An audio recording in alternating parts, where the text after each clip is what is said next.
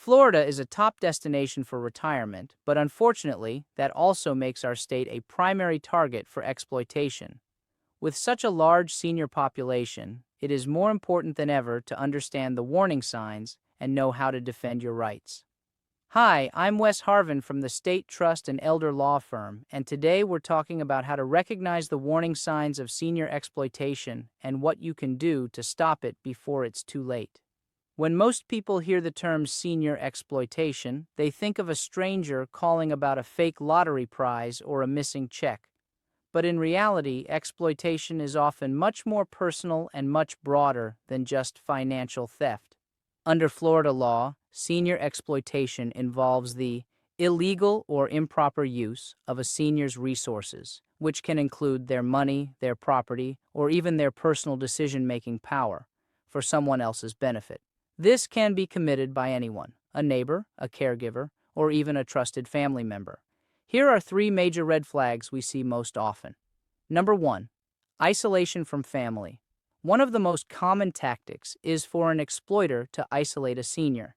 If a new friend or a specific family member suddenly controls all phone calls, blocks visitors, or makes it difficult for you to speak with your loved one privately, that is a massive red flag. 2. Pressure to change legal documents. We often see exploitation occur through the intentional modification of legal documents.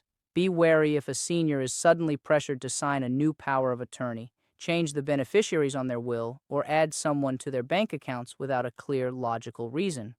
And number 3, sudden lifestyle changes.